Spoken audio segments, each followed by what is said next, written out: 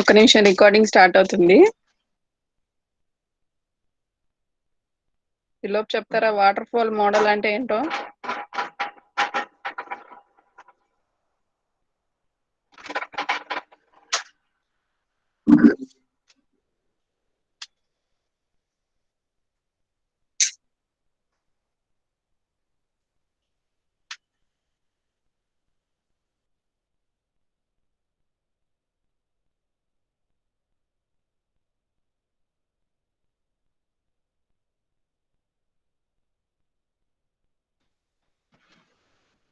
Water fall model అంటే ఏంటో చెప్తారా ఎవరన్నా?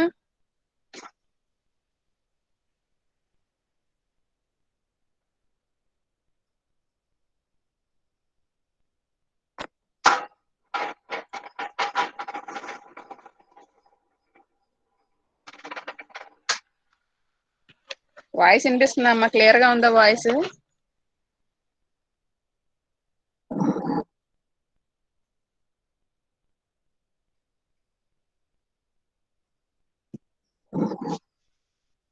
వాయిస్ వినిపిస్తుందా?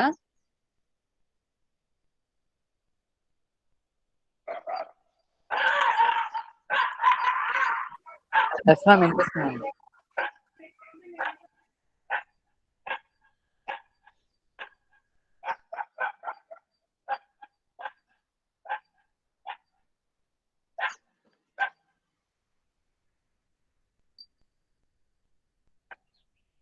వాటర్ ఫాల్ మోడల్ అంటే చెప్పరా ఎవరు కూడా?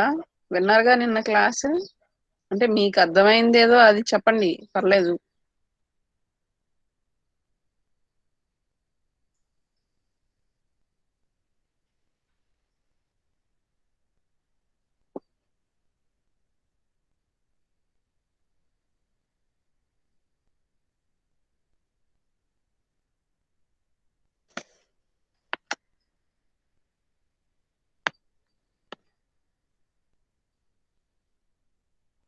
మేడం, చెప్పమ్మా.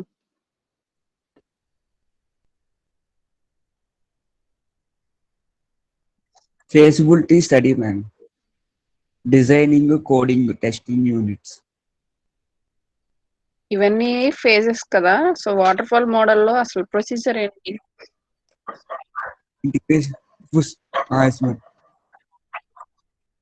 ఫస్ట్ ఫేసిబిలిటీ స్టడీ మేడం, ఏము డెవలపింగ్ ప్రొడక్ట్, టెక్నాలజీ అవన్నీ ఉంది.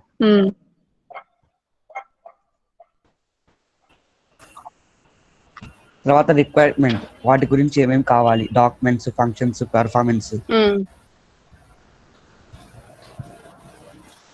స్పెసిఫికేషన్. తర్వాత డిజైనింగ్, ఆ స్ట్రక్చర్ ఎలా ఉండాలి, ప్రోగ్రామింగ్ ఎలా ఉండాలి, లాంగ్వేజ్ ఎలా ఉండాలి, ఇంప్లిమెంటేషన్ ఎలా చేయాలని. తర్వాత కోడింగ్ మేడం, సాఫ్ట్వేర్ డెవలప్మెంట్ ఎలా చేయాలి, ఈచ్ కాంపోనెంట్ డిజైన్ ఎలా పర్ఫెక్ట్ గా ఉండాలి, యూనిట్ టెస్టింగ్ ఉంచుకోవాలి. ఒక్కొక్క టెస్టింగ్ యూనిట్ ని ఒక్కొక్క డివైడ్ కింద చేసుకుని మేనేజ్మెంట్ చేసుకునేది.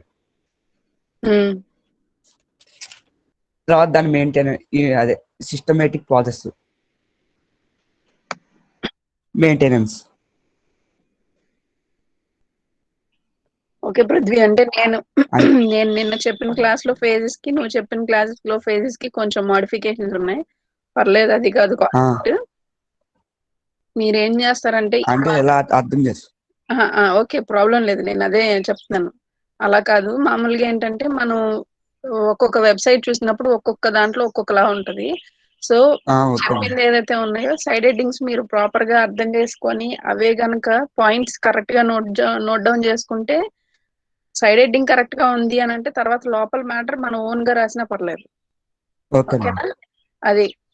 అది మాత్రం గుర్తుపెట్టుకోండి. చెప్పేటప్పుడు ఏం చేస్తారంటే కొంచెం రన్నింగ్ నోట్స్ లాంటిది మెయింటైన్ చేస్తే ఈ ప్రాబ్లం, అంటే నేను ఇలా మళ్ళీ ఏదైనా క్వశ్చన్ అడిగినా మీరు ఒకసారి రివైజ్ చేసుకొని ఆ బుక్ ని చెప్పడానికి ఉంటుంది. ఒక చిన్న నోట్స్ లేదంటే నోట్స్ కి బ్యాక్ సైడే రివిజన్, అదే రన్నింగ్ నోట్స్ ఒకటి మెయింటైన్ చేయండి. ఓకేనా?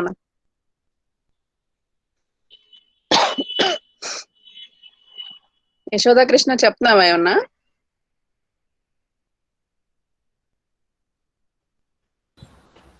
మ్యామ్ హలో, చెప్పమ్మా. అదే మేము ఇందాక నేను చెప్తున్నాడు కదా అని చెప్పి మళ్ళీ ఇంకా ఆపేసి అందుకనే చెప్తావా? పర్లేదు. ఓకే. యాక్చువల్గా తను చెప్తున్నాడు అని చెప్పి మళ్ళీ కట్ చేస్తాను, పర్లేదు ఇంకోటి చెప్తాను. సరే.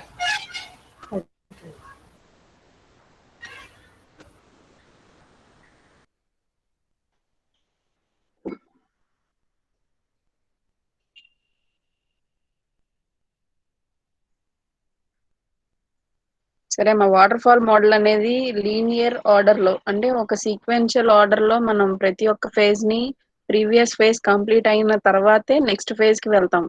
సో దాని నేమ్ కూడా మెయిన్ గా ఇవ్వడానికి కారణం ఏంటి అని అంటే, ఒక ఫేజ్ అనేది కంప్లీట్ అయిన తర్వాత మనం నెక్స్ట్ ఫేజ్ కి వెళ్తున్నాం కాబట్టి మనం ఎక్కడా కూడా ఇక్కడ బ్యాక్ వెళ్ళే ఛాన్సెస్ లేవు, కాబట్టి దానికి వాటర్ ఫాల్ మోడల్ అని నేమింగ్ ఇచ్చారు. ఓకే, తర్వాత దీన్ని ఎవరు ఇంట్రడ్యూస్ చేశారు? దీన్ని పేరు గుర్తుందా? ఆయన పేరు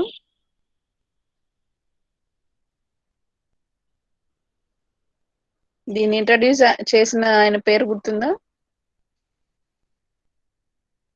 ఆయన పేరు ఏంటంటే విన్స్టన్ రాయ్స్. 1970లో ఈ మోడల్ ని ఇంట్రడ్యూస్ చేశారు. సో ఈ మోడలే బేసిక్ మోడల్.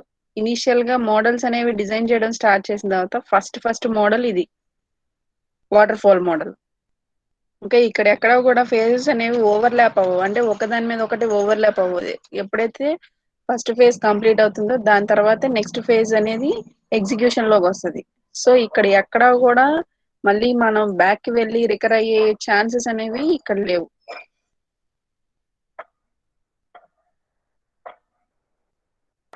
ఓకే, ఇందులో వచ్చేసి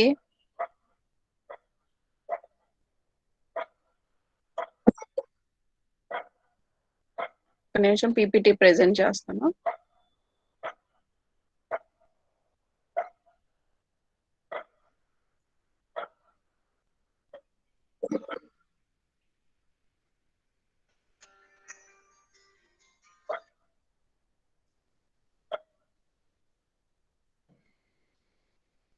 హలో,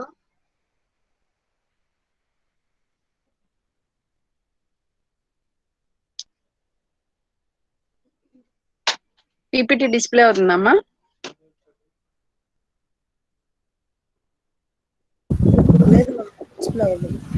అవలేదా?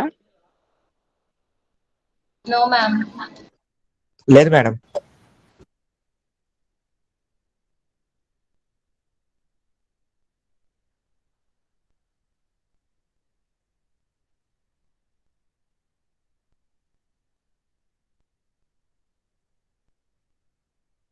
కొంచెం స్లో అయింది, ఒక్క నిమిషం.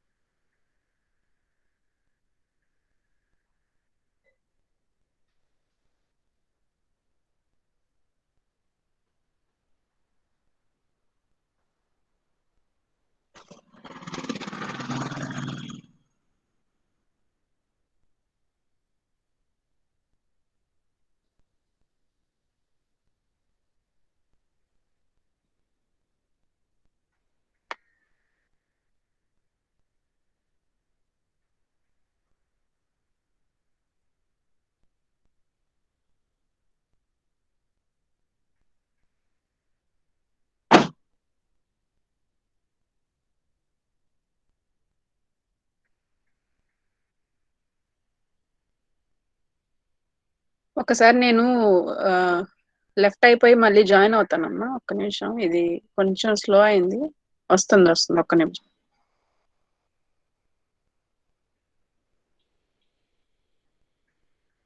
ఇప్పుడు డిస్ప్లే అవుతుందా? ఇప్పుడు డిస్ప్లే అవుతుందమ్మా పీపీటీ? లేదు మేడం. బ్లాక్ స్క్రీన్ అలా ప్రెజెంటేషన్ చూపించి నాకు చూపిస్తున్నట్టు కనిపిస్తుంది.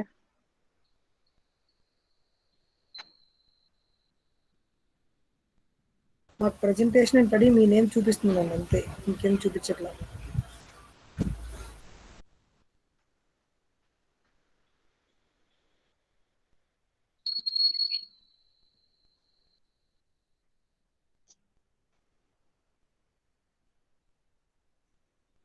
ఇప్పుడు ఇప్పుడు కూడా కనిపించట్లేదా? నో మ్యామ్, కనిపించట్లేదు మ్యామ్. సరే, ఒకసారి నేను లెఫ్ట్ అయిపోయి మళ్ళీ జాయిన్ అవుతాను, మీరు అలాగే ఉండండి.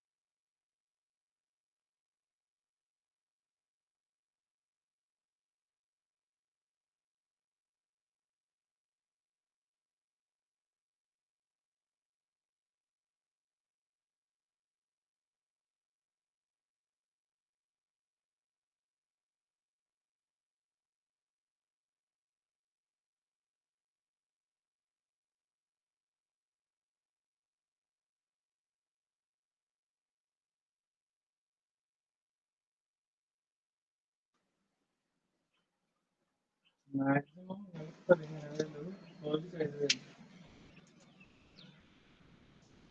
అంటే వాళ్ళు 11,50 లోపల 5,000 పెట్టి మన నుంచి మళ్ళీ ఇంకో 1,00,000.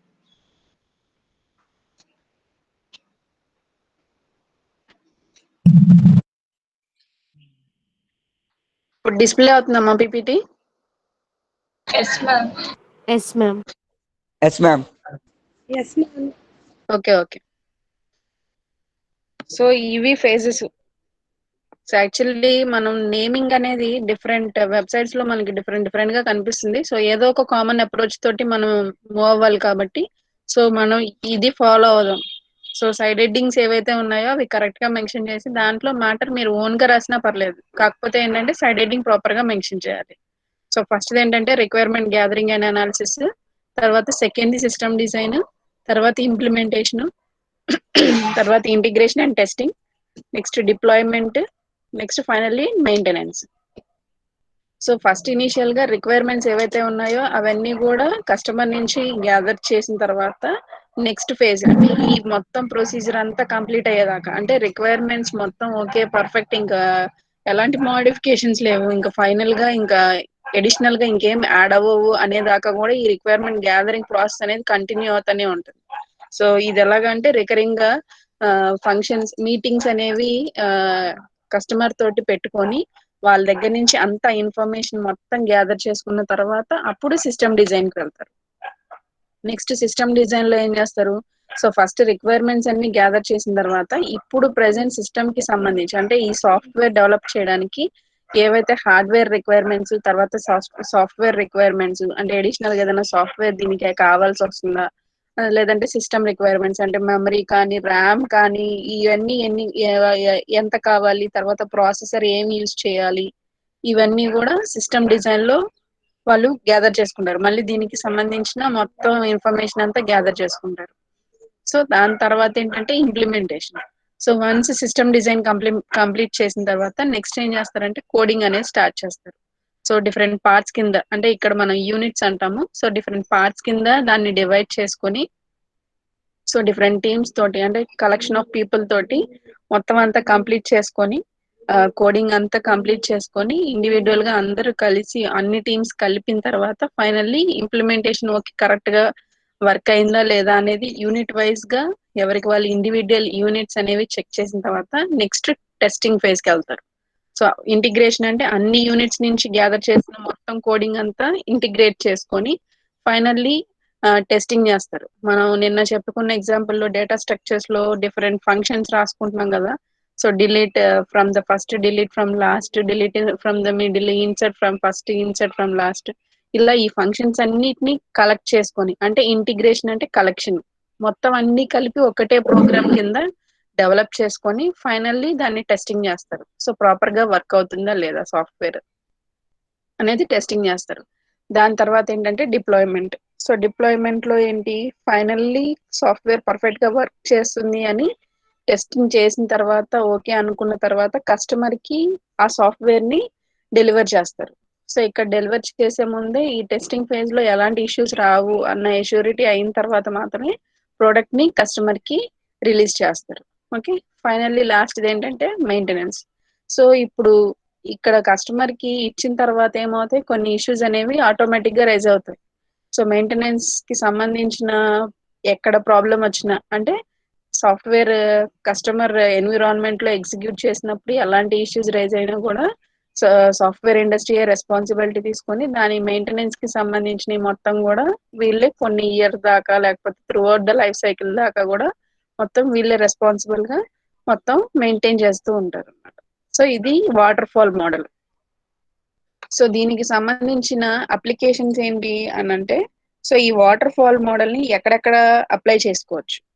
సో ఎక్కడెక్కడ అప్లై చేసుకోవచ్చు అని అంటే, సో ఎక్కడైతే రిక్వైర్మెంట్స్ అనేవి ప్రాపర్ గా ఫస్ట్ ఇనీషియల్ గా క్లియర్ గా ఉన్నాయో, అంటే ఇనీషియల్ గానే ఫస్ట్ రిక్వైర్మెంట్స్ అన్ని బాగా తెలుసున్నాయో అక్కడ ఫస్ట్. తర్వాత సెకండ్ ఏంటంటే ప్రోడక్ట్ డెఫినేషన్ అనేది స్టేబుల్ గా ఉంటాం, అంటే ప్రోడక్ట్ ఇలా ఉండాలి ఫైనల్ గా అంతే, ఇంకా దీనికి స్టెబిలిటీ ఉంది దానికి, అంటే ఇంకా మళ్ళీ మళ్ళీ చేంజెస్ ఏం లేవు. సో వన్స్ ఒకసారి డెవలప్మెంట్ స్టార్ట్ చేసిన తర్వాత లేదు ప్రోడక్ట్ లో ఈ మోడిఫికేషన్ కావాలి అని కనుక కస్టమర్ అప్రోచ్ అయ్యారనుకోండి, సో అలాంటి కేసెస్ లో ఈ మోడల్ అనేది అస్సలు సూటబుల్ కాదు. సో ప్రోడక్ట్ డెఫినేషన్ అంటే ప్రోడక్ట్ ఇలా ఉండాలి అని ఇనిషియల్ గా కస్టమర్ చెప్పింది ఏదైతే ఉందో దాంట్లో మళ్ళీ మళ్ళీ ఎలాంటి మోడిఫికేషన్స్ ఉండకూడదు. తర్వాతది ఏంటంటే technology is understood and is not dynamic. So technology గురించి క్లియర్ గా తెలిసి ఉండాలి. అంటే ఇప్పుడు సపోజ్ ఇందాక చెప్పినట్టుగా హార్డ్వేర్ రిక్వైర్మెంట్స్ కానీ సాఫ్ట్వేర్ రిక్వైర్మెంట్స్ కానీ తర్వాత అడ్వాన్స్డ్ గా వాళ్ళు ఏమన్నా సాఫ్ట్వేర్ కనుక యూజ్ చేసినట్టయితే దాని గురించి, తర్వాత ఇప్పుడు ప్రోడక్ట్ ఏదైతే వాళ్ళు డెవలప్ చేస్తున్నారో ఇవన్నీ తెలుసుకున్న తర్వాత ఫైనల్లీ ప్రాజెక్ట్ స్టార్ట్ చేస్తారు. సో ఇలాంటి నీడ్స్ అన్ని కూడా ముందే తెలుసుకొని ఉండడం, తర్వాత మళ్ళీ డైనమిక్ అంటే మళ్ళీ ఫర్దర్ గా వన్స్ డెవలప్మెంట్ స్టార్ట్ చేసిన తర్వాత ఎలాంటి మోడిఫికేషన్స్ లేకుండా ఉండేటట్టయితే మాత్రమే ఈ మోడల్ అనేది సూటబుల్. తర్వాత there are no ambiguous requirements. So ambiguous requirements అంటే స్టెబిలిటీ లేకుండా కంటిన్యూస్ గా మోడిఫికేషన్స్ ఉండే రిక్వైర్మెంట్స్ ఏమన్నా ఉంటే కనుక అలాంటి కేసెస్ లో కూడా ఈ మోడల్ సూటబుల్ కాదు. ample resources with required expertise are available to support the product. So ఇప్పుడు ప్రోడక్ట్ డెవలప్ చేసేటప్పుడే మనం రీసోర్సెస్ అన్ని గ్యాదర్ చేసుకుంటారు వాళ్ళు. సాఫ్ట్వేర్ పీపుల్ ఏం చేస్తారంటే రీసోర్సెస్ ఏమేం కావాలి ఈ సాఫ్ట్వేర్ డెవలప్ చేసుకోవడానికి, ఆ రీసోర్సెస్ ఏవైతే ఉన్నాయో వాటన్నిటిని కూడా ప్రాపర్ గా ముందే అన్ని గ్యాదర్ చేసుకొని అన్నిటినీ దగ్గర పెట్టుకున్న తర్వాత ప్రాజెక్ట్ స్టార్ట్ చేస్తే కనుక ఎక్కడ కూడా ఎలాంటి ప్రాబ్లం ఉండదు. సో వాటి గురించి బాగా తెలుసుకొని ఏ రీసోర్సెస్ ని ఎలా వాడాలి ఎక్కడ వాడాలి అనేది కనుక వాళ్ళు ప్రాపర్ గా అర్థం చేసుకున్నట్టయితే ఆటోమేటిక్ గా ఈ మోడల్ అనేది చాలా బెస్ట్ సూటబుల్ గా ఉంటుంది. తర్వాత ద ప్రాజెక్ట్ ఈస్ షార్ట్. ఎక్కడైతే ప్రాజెక్ట్ అనేది చిన్నగా ఉంటుందో అంటే చిన్న చిన్న ప్రాజెక్ట్స్ కే మోస్ట్లీ ఇది సూటబుల్. సో మెయిన్ గా ఇక్కడ ఫోకస్ అంతా ఏంటి అని అంటే ఒక ఫేజ్ నుంచి మనం నెక్స్ట్ ఫేజ్ కి వెళ్ళేటప్పటికల్లా పూర్తిగా ఫస్ట్ ఫేజ్ కంప్లీట్ అయిపోయి ఉండాలి. ఎక్కడ కూడా మళ్ళీ మనకి ఇక్కడ బ్యాక్ కి వెళ్ళే ఛాన్స్ లేదు కాబట్టి ఈ పర్టికులర్ పార్ట్ ఏదైతే ఉందో ఇది చాలా ఇంపార్టెంట్. సో రిక్వైర్మెంట్స్ ముందే ఇనిషియల్ గా తెలుసుకోవడం అదొక మెయిన్ కాన్సెప్ట్. అంటే కస్టమర్ నుంచి ఎలాంటి ఫీడ్బ్యాక్ తీసుకున్నా ఫర్దర్ గా అతని నుంచి మోడిఫికేషన్స్ ఏమన్నా ఉంటే గనక అక్కడ సూటబుల్ కాదు. Okay, coming to advantages and disadvantages. So disadvantages advantages comparative గా చూస్తే, అడ్వాంటేజెస్ ఏంటి అని అంటే ఫేజెస్ లో మనకి ఫస్ట్ ఫేజ్ నుంచి నెక్స్ట్ ఫేజ్ కి ఒక ఫేజ్ నుంచి ఇంకొక ఫేజ్ కి మనం మూవ్ అయ్యేటప్పటికే ఫస్ట్ ఫేజ్ కంప్లీట్ అయిపోవాలి. సో అప్పుడు మాత్రమే మనం నెక్స్ట్ ఫేజ్ కి వెళ్తున్నాం. దీనివల్ల ఏమవుతుంది, మెయిన్ గా కంప్లీట్ చేసిన తర్వాతే మనం నెక్స్ట్ కి వెళ్తున్నాం కాబట్టి ఇక్కడ ఎలాంటి ఇష్యూస్ అనేవి రైజ్ అవ్వవు. అది అడ్వాంటేజ్ ఓరియంటెడ్ గా చూస్తే. కాకపోతే దాంట్లో వచ్చే డిసడ్వాంటేజ్ ఏంటి అని అంటే, ఇక్కడ ఒకవేళ ఒక ఫేజ్ కంప్లీట్ చేసేసిన తర్వాత నెక్స్ట్ ఫేజ్ కి వెళ్ళారు అనుకోండి. సో నెక్స్ట్ ఫేజ్ లో మిగతా ప్రాసెస్ స్టార్ట్ చేసినప్పుడు ప్రీవియస్ ఫేజ్ లో వాళ్ళు ఏమన్నా ఎర్రర్స్ ఇక్కడ ఐడెంటిఫై చేస్తే, ఇప్పుడు ప్రెసెంట్ లో ఉన్న ఫేజ్ లో అక్కడ మళ్ళీ వెనక్కి వెళ్ళి మోడిఫికేషన్స్ చేసే ఛాన్స్ లేదు. అంటే ఎర్రర్స్ ఏమన్నా ఉన్నాయి అని అంటే ఆ ఫేజ్ లోనే కంప్లీట్ చేసుకోవాలి. నెక్స్ట్ ఫేజ్ కి వెళ్ళిన తర్వాత మళ్ళీ బ్యాక్ రికర్ అయ్యే ఛాన్సెస్ లేవు కాబట్టి, వెనక్కి వెళ్ళే ఛాన్సెస్ లేవు కాబట్టి అక్కడ మనం ఎర్రర్స్ అనేవి ఏ ఫేజ్ లో ఆ ఫేజ్ లో మాత్రమే మోడిఫై చేయగలం. అదొక డిసడ్వాంటేజ్ ఇందులో. నెక్స్ట్ సెకండ్ ఏంటంటే స్మాల్ ప్రాజెక్ట్స్ మాత్రమే, తర్వాత రిక్వైర్మెంట్స్ ఎక్కడైతే ముందే చెప్పేసి ఉన్నాయో అంటే ఫిక్స్డ్ గా ఉన్నాయో ఆ ప్రాజెక్ట్స్ మాత్రమే ఇది సూటబుల్. సో టిపికల్ ప్రాజెక్ట్స్ కి అంటే కాంప్లెక్స్ ప్రాజెక్ట్స్ కి మాత్రం ఇది సూటబుల్ కాదు. ఎందుకంటే రిక్వైర్మెంట్స్ అనేవి ఎప్పుడు కూడా మారుతా ఉంటాయి. సో టిపికల్ కాంప్లెక్స్ ప్రాజెక్ట్స్ కి, సో అలాంటి ప్రాజెక్ట్స్ కి ఇది సూటబుల్ కాదు. Next they should perform quality assurance test. So ప్రతి ఫేజ్ కంప్లీట్ చేసిన తర్వాత వాళ్ళు కొన్ని క్వాలిటీ అష్యూరెన్స్ టెస్ట్ అనేవి చేస్తారు. అంటే ఒక ఫేజ్ నుంచి ఇంకొక ఫేజ్ కి మూవ్ అయ్యే ముందే ఈ ఫేజ్ మొత్తం కంప్లీట్ అయిందా లేదా అని చెప్పి. సో అక్కడ ఏమవుతుంది అని అంటే కంప్లీట్ చేసుకుంటున్నారు కాబట్టి టెస్టింగ్ నెక్స్ట్ ఫేజ్ కి వెళ్ళేటప్పుడు కి ఇంకా మళ్ళీ ఫర్దర్ గా మోడిఫికేషన్స్ ఏమీ ఉండవు. ఓకే, నెక్స్ట్ టెస్టింగ్ పీరియడ్ అనేది ఇక్కడ లేట్ గా వస్తుంది. అంటే final testing each and every phase లో టెస్టింగ్ ఓకే మనం చెప్పుకుంటున్నాం. కాకపోతే ఏంటంటే ఫైనల్ టెస్టింగ్ ఏదైతే ఉందో, ఇక్కడ మనం టెస్టింగ్ ఫేజ్ అని ఇంకోటి చూసారా, అది ఎప్పుడు వస్తుంది, ఆఫ్టర్ ఇంప్లిమెంటేషన్. అంటే కోడింగ్ డెవలప్ చేయడము, requirements analysis, system design, implementation తర్వాత మనకి టెస్టింగ్ వస్తుంది. అంటే ఓవరాల్ మొత్తం కోడింగ్ అంతా డెవలప్ చేసిన తర్వాత. ఇక్కడ ఒకవేళ కోడింగ్ లో ఏదన్నా మోడిఫికేషన్స్ ఉన్నాయనుకోండి, ఎర్రర్స్ ఉన్నాయనుకోండి, అప్పుడు ఏమవుతుంది, సో ఫెయిల్యూర్ కి ఎక్కువ ఛాన్సెస్ ఉన్నాయి. సో అందుకని చెప్పి మనం ఇక్కడ ఇది ఒక డిసడ్వాంటేజ్ కింద చెప్పుకుంటాం అన్నమాట. Next elaborate documentation. డాక్యుమెంటేషన్ అనేది ప్రతి ఫేజ్ లో చాలా ఎలాబరేటివ్ గా ఉంటుంది కాబట్టి, సో ప్రతి ఒక్క ఫేజ్ లో ఈ డాక్యుమెంటేషన్ నెక్స్ట్ ఫేజ్ కి ఇన్పుట్ కింద ఇస్తాం కాబట్టి అది చాలా ఇంపార్టెంట్. ఇది అడ్వాంటేజ్ ఓరియంటెడ్ గా. డిసడ్వాంటేజ్ ఓరియంటెడ్ గా ఏంటంటే డాక్యుమెంటేషన్ కి చాలా ఎక్కువ టైం పట్టేస్తుంది ఇక్కడ. సో ఎక్కువ టైం తీసేసుకుంటది. సో డెవలపర్స్ కానీ టెస్టర్స్ కానీ ఎవరైతే ఉన్నారో వాళ్ళకి డాక్యుమెంటేషన్ టైం అనేది ఎక్కువ పట్టడం వల్ల ఓవరాల్ గా ప్రాజెక్ట్ కి పట్టే టైం అనేది ఎలాబరేటివ్ గా అంటే ఎక్కువ అయిపోతూ ఉంటుంది. నెక్స్ట్ ప్రాజెక్ట్ అనేది కంప్లీట్లీ ప్రాజెక్ట్ టీమ్ మీద, తర్వాత క్లయింట్ తోటి ఇంటరాక్షన్ అనేది లేదు. క్లయింట్ తో ఇంటరాక్షన్ ఎప్పుడు ఉంది, ఫస్ట్ ఇనీషియల్ గా రిక్వైర్మెంట్స్ ఫేజ్ లో మాత్రమే ఉంది.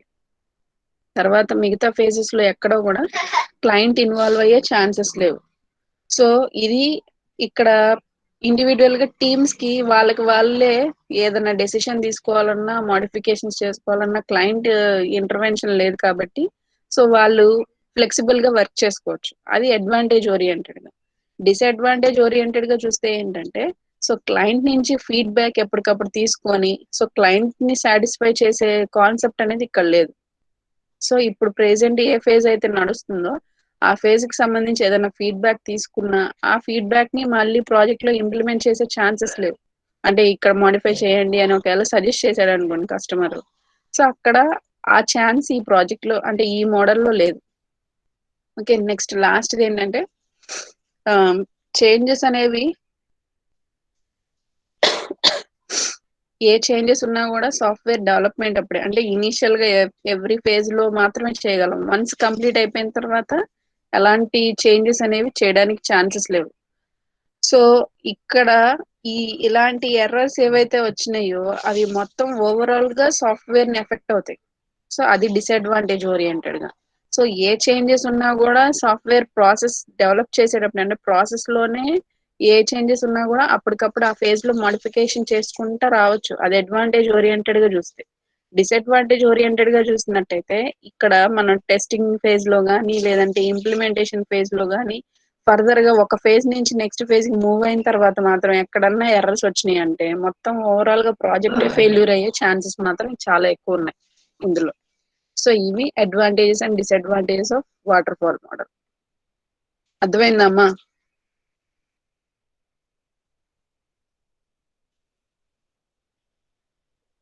Yes ma'am. Next model prototype model చెప్పేనా?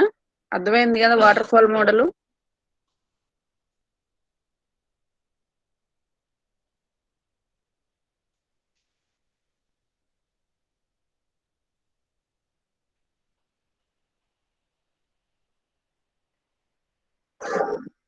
కంటిన్యూ చేయొచ్చా? ఎవరికైనా ఏమన్నా డౌట్ ఉందా ఎక్కడన్నా? కొంచెం రెస్పాండ్ అవ్వండి. మిగతా వాళ్ళు కూడా రెస్పాండ్ అయ్యే వాళ్ళు మాత్రమే రెస్పాండ్ అవుతారు కానీ మిగతా వాళ్ళందరూ మాకెందుకులే ఎవరో ఒకళ్ళు ఏదో ఒక సమాధానం చెప్తారులే అన్నట్టుగా కూర్చుంటే క్లాస్ కాదు కదా. సో ఇండివిజువల్ గా ఒక్కొక్క పర్సన్ ని పేరు పెట్టి పిలిచి అడగడం ఎంత లెంగ్దీ ప్రొసీజర్ కాదు. మీకు మీరు రెస్పాన్సిబుల్ గా అర్థమైందా అర్థం కాలేదు, ఒకవేళ అర్థం కాకపోతే ఎక్కడ అర్థం కాలేదని అడిగితే చెప్పడానికి ఛాన్స్ ఉంది కదా. అర్థమైందా? కంటిన్యూ చేయొచ్చా? ఎస్ మ్యామ్, కంటిన్యూ చేయండి మ్యామ్.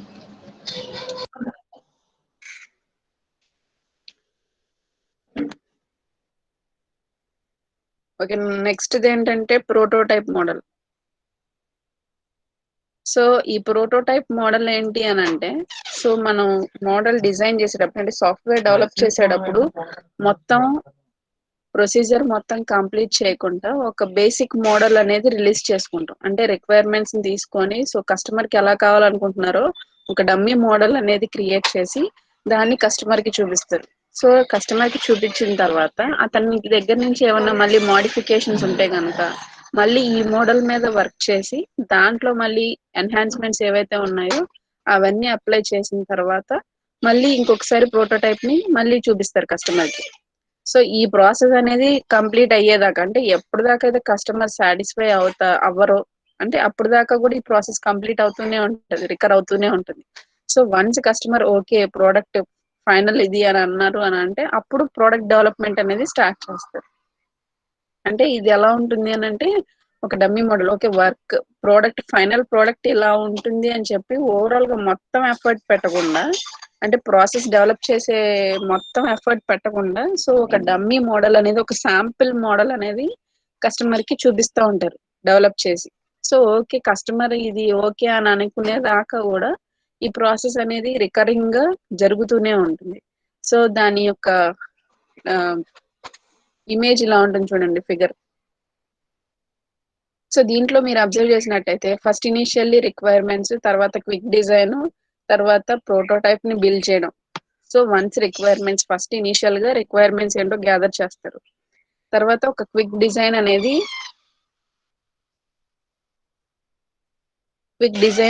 దాని మీద బేస్ చేసుకుని అంటే రిక్వైర్మెంట్స్ బేస్ చేసుకుని ఒక డిజైన్ అనేది తయారు చేస్తారు. సో దాని తర్వాత ప్రోటోటైప్ దీని మీద బేస్ చేసుకొని ఒక ప్రోటోటైప్ ఒక శాంపిల్ మోడల్ అనేది డెవలప్ చేయడం స్టార్ట్ చేస్తారు. స్టార్ట్ చేసిన తర్వాత ఏమవుతుంది నెక్స్ట్ యూజర్ కి ఎవాల్యుయేషన్ కి అంటే కస్టమర్ కి చూపిస్తారు ప్రోడక్ట్ ఇలా డెవలప్ అవుతుంది, ఓకే నదిలో మళ్ళీ ఏమన్నా మోడిఫికేషన్స్ ఉన్నాయా. సో కస్టమర్ నుంచి ఫీడ్బ్యాక్ తీసుకున్న తర్వాత ఒకవేళ కస్టమర్ ఏమైనా చేంజెస్ చెప్పినట్టయితే దాంట్లో రిఫైనింగ్ ప్రోటోటైప్. సో ఆ ప్రోటోటైప్ ని మళ్ళీ మాడిఫై చేస్తారు. అంటే ఇప్పుడు డెవలప్ చేసిన ప్రోటోటైప్ ఏదైతే ఉందో దాని మోడల్ ని మళ్ళీ చేంజెస్ ఎక్కడైతే కస్టమర్ చెప్పారో అక్కడ మోడిఫికేషన్స్ చేస్తారు. సో మళ్ళీ యూజర్ ఎవాల్యుయేషన్ ఇక్కడ చూడండి అబ్జర్వ్ చేయండి యారోస్ చూడండి. యూజర్ ఎవాల్యుయేషన్ తర్వాత ప్రోటోటైప్ ని రిఫైన్ చేస్తారు. ప్రోటోటైప్ ని వన్స్ రిఫైన్ చేయడం అయిన తర్వాత యూజర్ కి మళ్ళీ ఎవాల్యుయేషన్ కి చూపిస్తారు. సో ఇలా ఈ ప్రాసెస్ అనేది కంటిన్యూ అవుతా ఉంటుంది. సో ఎప్పుడు దాకా అయితే కస్టమర్ సాటిస్ఫై అవ్వరో ఈ ప్రాసెస్ కంటిన్యూ అవుతా ఉంటుంది. సో వన్స్ కస్టమర్ సాటిస్ఫై అయిన తర్వాత మాత్రమే ఇంప్లిమెంట్ అండ్ మెయింటెనెన్స్ తర్వాత మాత్రమే ఈ లాస్ట్ ఫేజ్ వస్తుంది. ఓకే సో ఇన్ డీటెయిల్ గా చెప్పాలంటే ఫస్ట్ ఇనిషియల్ గా ఏంటి సో ప్రోటోటైప్ మోడల్లో ఫస్ట్ ఫేజ్ ఏంటంటే requirement gathering and analysis. So ఒక ప్రోటోటైప్ మోడల్ స్టార్ట్ చేసే ముందు ప్రతి ఒక్క మోడల్లో మనం ఏం చెప్తున్నాం, రిక్వైర్మెంట్స్ తెలుసుకోకుండా ప్రాజెక్ట్ ఏం స్టార్ట్ చేయలేరు కాబట్టి సో ఫస్ట్ ఫేజ్ మోస్ట్లీ అన్నిట్లో కూడా ఇదే ఉంటుంది.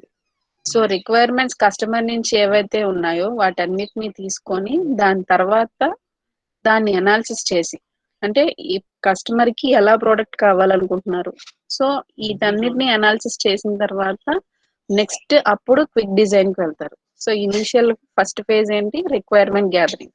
సో కస్టమర్ తోటి ఫ్రీక్వెంట్ ఇంటరాక్షన్స్ పెట్టుకొని, మీటింగ్స్ పెట్టుకొని, లేదంటే సో ఏదో ఒక ప్రాపర్ కమ్యూనికేషన్ అనేది ఎస్టాబ్లిష్ చేసుకొని కస్టమర్ తోటి రిక్వైర్మెంట్స్ అన్నిటిని గ్యాదర్ చేసి వాటిని అనాలిసిస్ చేసుకొని, అంటే ఇప్పుడు ప్రోడక్ట్ ఎలా కావాలి.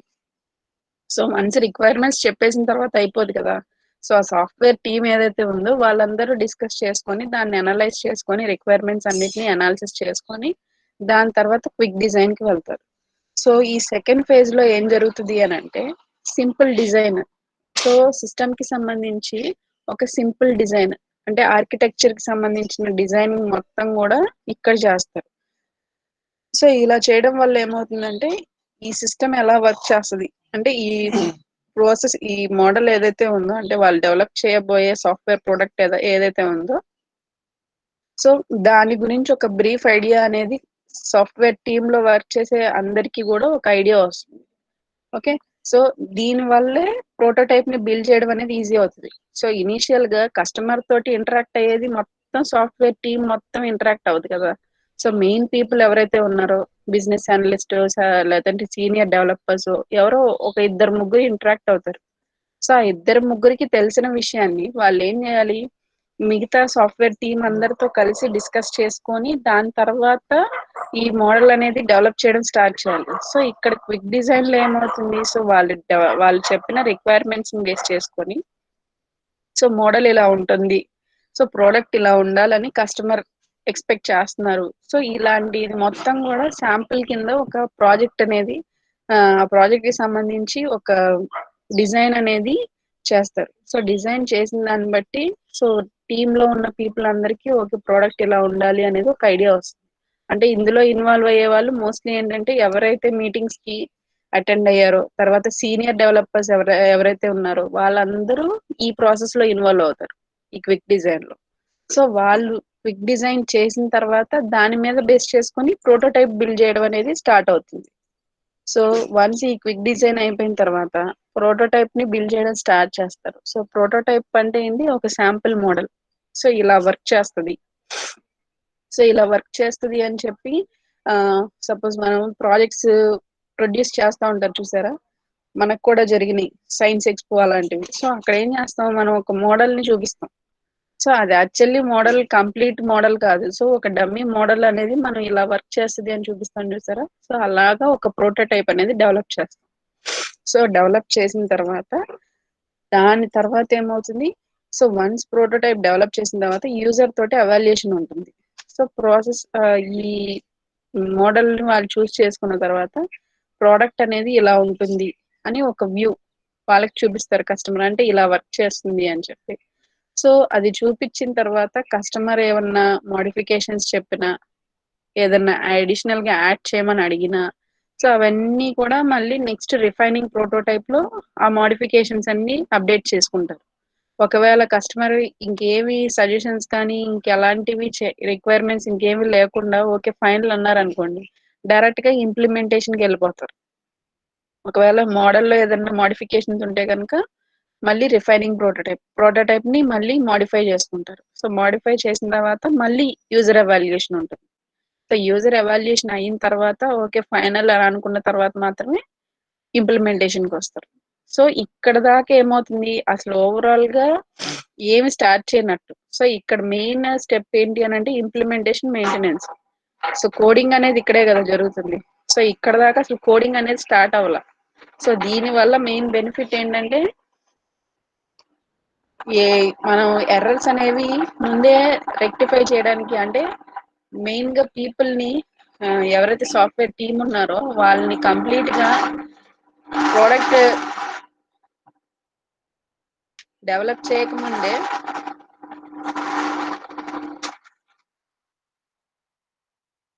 ప్రోడక్ట్ డెవలప్ చేయకముందే ఈ ప్రోటోటైప్ మొత్తం డిజైన్ చేయడం వల్ల సో టీమ్ లో ఉన్న పీపుల్ అందరికీ ఓకే కస్టమర్ రిక్వైర్మెంట్స్ ఏంటి, తర్వాత మోడల్ ఎలా ఉండాలి అనేది ఐడియా వస్తుంది కాబట్టి తర్వాత ఫైనల్లీ ఇంప్లిమెంటేషన్ కి వస్తున్నారు కాబట్టి మోస్ట్లీ ఎర్రర్ ఫ్రీగానే ప్రోగ్రామ్ కోడింగ్ అనేది చేసుకుంటూ వెళ్ళడానికి ఛాన్స్ ఉంది ఇక్కడ.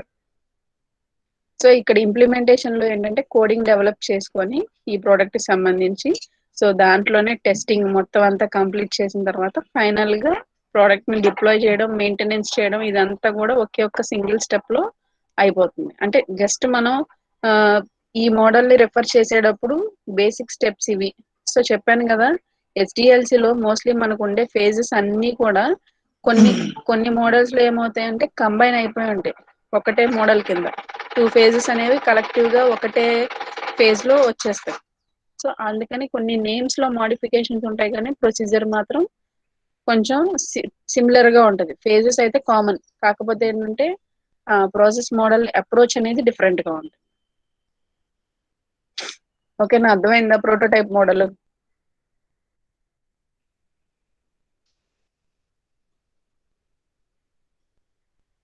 ప్రోటోటైప్ మోడల్ అర్థమైందా అమ్మా? Yes ma'am. సో దీంట్లో ఈ మోడల్ అనేది మనం మోస్ట్లీ ఎక్కడ యూజ్ చేయొచ్చు అని అంటే సో ఎక్కువగా కస్టమర్ తో ఇంటరాక్షన్ ఎక్కువగా ఉండాలి. అంటే కస్టమర్ అనేవాళ్ళు ఎక్కువగా project development through out life cycle మొత్తంలో ఎక్కువగా ఇన్వాల్వ్ అవుతున్నారు అనుకోండి, అలాంటి కేసెస్ లో ఈ ప్రోటోటైప్ మోడల్ అనేది సూటబుల్. తర్వాత నెక్స్ట్ ఆన్లైన్ సిస్టమ్స్ లేదంటే వెబ్ ఇంటర్ఫేసెస్. అంటే సపోజ్ మనం ఆన్లైన్ లో ఏదైనా వెబ్సైట్ ని విజిట్ చేసినప్పుడు దాంట్లోంచి యూజర్ ఫీడ్బ్యాక్ తీసుకోవడం, అంటే ఆన్లైన్ లో ఇప్పుడు గూగుల్ ఫామ్ ఫిల్ చేయడం ఇలాంటివి ఉంటాయి చూసారా. సో అలాంటి ప్లేసెస్ లో కూడా ఈ ప్రోటోటైప్ మోడల్ అనేది సూటబుల్ గా ఉంటుంది. సో ఇప్పుడు సపోజ్ మనం ఒక ఫామ్ డిజైన్ చేయమన్నారు కస్టమర్. సో ఫామ్ డిజైన్ చేయమన్నప్పుడు మరి వాళ్ళు ఏం చేస్తారు, ఫామ్ డిజైనింగ్ ఎలా ఉంటుంది అని చెప్పి ముందు ఇనీషియల్ గా కస్టమర్ కి చూపించిన తర్వాత దాని ఓవరాల్ గా స్ట్రక్చర్ ఇలా ఉంటుంది ఇలా ఉంటుంది అని వాళ్ళు డెవలప్ చేసిన తర్వాత ఫైనల్లీ ఇంప్లిమెంటేషన్ చేస్తారు. సో కస్టమర్ కి ఏమవుతుంది, ఓకే ఫామ్ ఇలా ఉంటుంది అనే వ్యూ అనేది అప్పటికే వచ్చేస్తుంది కస్టమర్ కి. సో అక్కడ అతను ఏదైనా మోడిఫికేషన్స్ కావాలి అని అడిగితే గనక ఆటోమేటిక్ గా మోడల్లో మోడిఫికేషన్స్ చేస్తారు కాబట్టి ఫైనల్లీ ప్రోడక్ట్ చూసేసరికల్లా సో కస్టమర్ అనేది సాటిస్ఫైడ్ గా ఫీల్ అవుతారు.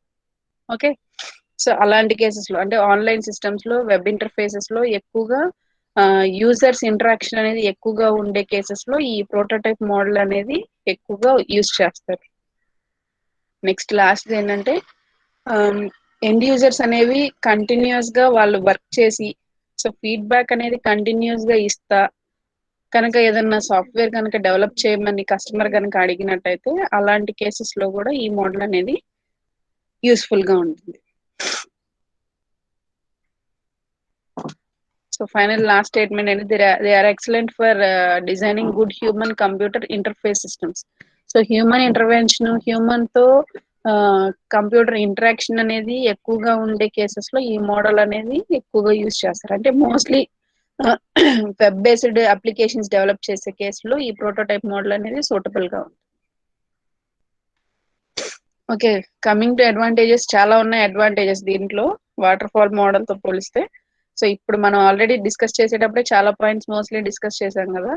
సో మెయిన్ బెనిఫిట్స్ ఏంటి, సో కస్టమర్ సాటిస్ఫాక్షన్ అనేది కంప్లీట్ గా ప్రోడక్ట్ డెలివరీ అయ్యే టైం కల్లా customer satisfaction up to the mark ఉంటుంది. సో ఎందుకంటే త్రూ అవుట్ ద ప్రాసెస్ మొత్తం కూడా కస్టమర్ ఇన్వాల్వ్ అయి ఉన్నారు కాబట్టి ఫైనల్ ప్రోడక్ట్ చూసేసరికల్లా అతనికి సాటిస్ఫైడ్ గానే ఫీల్ అవుతారు. ఓకే, సో యూజర్స్ అనే వాళ్ళు యాక్టివ్ గా ఇన్వాల్వ్ అవుతారు డెవలప్మెంట్ లో.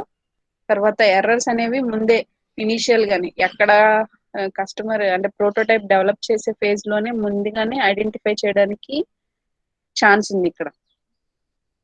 తర్వాత ఏదైనా ఎడిషనల్ ఫంక్షనాలిటీ అంటే ఫంక్షనాలిటీ ఏదైనా మిస్ అయినా దాన్ని మళ్ళీ అడిషనల్ గా యాడ్ చేసుకోవడానికి ఈ ప్రాసెస్ లో చాలా ఈజీగా ఉంటుంది. సో దీనివల్ల ఫెయిల్యూర్స్ అనేవి తగ్గిపోతాయి. ఓకే, సో ఇక్కడ సాఫ్ట్వేర్ రిజెక్షన్ అనేది ఛాన్స్ లేదు. ఇందాక చెప్పాను కదా కస్టమర్ అనేది ఫుల్ సాటిస్ఫై అవుతారంటే customer throughout the process involve అయి ఉన్నారు కాబట్టి సాఫ్ట్వేర్ అనేది మళ్ళీ ఫైనల్లీ డెలివర్ చేసిన తర్వాత రిజెక్ట్ చేసే ఛాన్సెస్ లేవు ఇక్కడ. తర్వాత ఫీడ్బ్యాక్ అనేది క్విక్ గా తీసుకోవడం వల్ల సాఫ్ట్వేర్ డెవలప్ చేసేటప్పుడే ఎలాంటి ఇష్యూస్ అనేవి రైజ్ అవ్వకుండా ఉంటాయి. సో మోస్ట్లీ కింద డిస్కస్ చేసిన పాయింట్స్ కూడా అవే. Okay, next coming to disadvantages. Sorry, disadvantage ఏంటంటే ఇది slow and time taking process. ఎందుకని చెప్తున్నాము అని అంటే ప్రోటోటైప్ మోడల్ అంటే శాంపుల్ డమ్మీ మోడల్ డెవలప్ చేసేటప్పటికే మోస్ట్లీ ఓవరాల్ గా టైం ఎక్కువ పడుతుంది. సపోజ్ మనం 6 months డ్యూరేషన్ అనుకున్నాం అనుకోండి. సో 6 months డ్యూరేషన్ లో మోస్ట్లీ 4 or 5 months మనకి ప్రోటోటైప్ డెవలప్ చేసే టైంలోనే సరిపోద్ది. సో ఇంప్లిమెంటేషన్ కి వచ్చేసరికల్లా టైం తగ్గిపోతుంది. ఎందుకనంటే యూజర్ తోటి మొత్తం ఓవరాల్ గా ఇంటరాక్ట్ అయ్యి ప్రోటోటైప్ ని ఓకే అని చేయించుకునేదాకా కూడా ఈ ప్రాసెస్ కంటిన్యూ అవుతుంది కాబట్టి. ఓకే, తర్వాత ఈ ప్రోటోటైప్ డెవలప్ చేయడానికి టోటల్ గా అయ్యే కాస్ట్ ఇదంతా కూడా తర్వాత ఎలాంటి ఉపయోగం ఉండదు దానివల్ల. ఎందుకంటే అది ఒక శాంపుల్ డమ్మీ కాబట్టి దాని తర్వాత దాని యూస్ ఏజ్ ఏమి ఉండదు కాబట్టి అది waste of cost.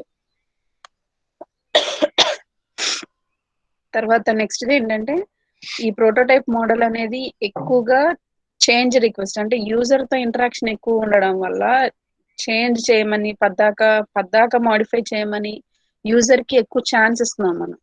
So user అనేవాళ్ళు అంటే కస్టమర్ అనేవాళ్ళు అంత త్రూఅవుట్ ద ప్రాసెస్ మోడల్ ఎక్కువ ఇంటరాక్ట్ అయ్యారనుకోండి, అక్కడ ఎక్కువ ప్రాబ్లమాటిక్ గా ఉండదు. ఎందుకంటే టీమ్ మెంబర్స్ అనేవాళ్ళు కంప్లీట్ గా వాళ్ళకి సెల్ఫ్ గా వాళ్ళ నిర్ణయం ఏమి తీసుకోలేరు. లేదంటే వాళ్ళు తీసుకున్న నిర్ణయం అనేది కస్టమర్ సాటిస్ఫై అయ్యేలాగా లేదనుకోండి, మళ్ళీ మోడిఫికేషన్స్ చెప్తారు. సో ఇక్కడ యూజర్ కి ఎక్కువ ఛాన్స్ ఇస్తున్నాం మోడిఫికేషన్స్ చెప్పడానికి. ఓకే, తర్వాత కొన్నిసార్లు కస్టమర్ అనేవాళ్ళు ఈ ఇటరేషన్ సైకిల్ అంటే యూజర్ ఎవాల్యుయేషన్ తర్వాత రిఫైనింగ్ మోడల్ ఈ 2 phases లో ఎక్కువ కస్టమర్ ఇన్వాల్వ్మెంట్ ఉండాలి కాబట్టి కొన్నిసార్లు వాళ్ళకి కుదరాలి కదా పద్దాక త్రూఅవుట్ డెవలప్మెంట్ ప్రాసెస్ లో రిపీటెడ్ గా ఎక్కువ సార్లు మీటింగ్స్ అటెండ్ అవ్వాలంటే. సో కొన్నిసార్లు వాళ్ళకి కుదరినప్పుడు వాళ్ళు ఇష్టపడరు సో ఈ మీటింగ్స్ కి అటెండ్ అవ్వడం. సో ఇక్కడ ఏమవుతుంది, అక్కడ ప్రాసెస్ అనేది ఆపాల్సి వస్తుంది. సో అదొక డ్రాబ్యాక్. తర్వాత too many variations. So mostly ఎక్కువ మోడిఫికేషన్స్ అనేవి చేస్తూనే ఉండాలి కంటిన్యూస్ గా. తర్వాత డాక్యుమెంటేషన్ అనేది చాలా తక్కువగా ఉంటది ఈ మోడల్లో. అంటే ఫ్యూచర్ ప్రాజెక్ట్స్ కి ఇది మనం డాక్యుమెంటేషన్ యూజ్ చేయాలన్నా లేదంటే ఫర్దర్ గా ఫైనల్ ఇంప్లిమెంటేషన్ లో మనకి ఎక్కడైనా డాక్యుమెంటేషన్ కావాలన్నా కూడా ఇక్కడ మనకి చాలా తక్కువ డాక్యుమెంటేషన్ అనేది ఉంటుంది. తర్వాత సాఫ్ట్వేర్ డెవలపర్స్ మోస్ట్లీ అన్ని చేంజెస్ ని అంటే కస్టమర్ డిమాండ్ చేసిన అన్ని చేంజెస్ ని చాలా డిఫికల్టీతో కంప్లీట్ చేసుకుంటూ వెళ్ళాలి. సో అదొక డ్రాబ్యాక్. సో ఇంకొకటి ఏంటంటే లాస్ట్లీ ఏంటంటే యాక్చువల్ ప్రోడక్ట్ ఇప్పుడు ప్రోటోటైప్స్ చూపించినప్పుడు ఓకే శాంపిల్ మోడల్ ఇలా ఉంటుంది అని అనుకున్నప్పుడు సో నెక్స్ట్ ప్రోడక్ట్ ఇచ్చేస్తారు త్వరగానే అని అనుకుంటారు, కానీ యాక్చువల్లీ ఇంప్లిమెంటేషన్ కి తర్వాత చాలా టైం పడుతుంది కదా. సో ఇంప్లిమెంటేషన్ చేసే టైం ఎక్కువ పడుతుంది కాబట్టి ఆటోమేటిక్ గా కస్టమర్ అనేవాళ్ళు ఆ టైం డ్యూరేషన్ అంటే ఎక్కువ టైం పట్టినప్పుడు ఏమవుతుందంటే ప్రోడక్ట్ ఇంకా డెలివర్ అవ్వలేదేంటి ఇంకా డెలివర్ చేయలేదేంటి అని క్వశ్చన్స్ అడిగే ఛాన్సెస్ ఉన్నాయి. ఓకే, ఇంకొకటి ఏంటంటే ఫైనల్ ప్రోడక్ట్ చూసేటప్పటికల్లా ఈ డమ్మీ ప్రోడక్ట్స్ అన్ని చూసిన తర్వాత ఫైనల్ ప్రోడక్ట్ చూసేటప్పటికల్లా ఇంట్రెస్ట్ అనేది మెయిన్ గా ఫైనల్ ప్రోడక్ట్ మీద కనిపించదు వాళ్ళకి, ఎందుకంటే ముందే ఆల్రెడీ ప్రోడక్ట్ ఎలా ఉంటుందో చూసేసారు కాబట్టి. ఓకే, సో ఇవి డ్రాబ్యాక్స్ ఓవరాల్ గా. సో ఇది ప్రోటోటైప్ మోడల్ అంటే. ఏమన్నా అర్థమైందా? సో ఇవాళ ఏం చేస్తారంటే నేను అసైన్మెంట్ కింద వాటర్ ఫాల్ మోడల్ ఇస్తాను.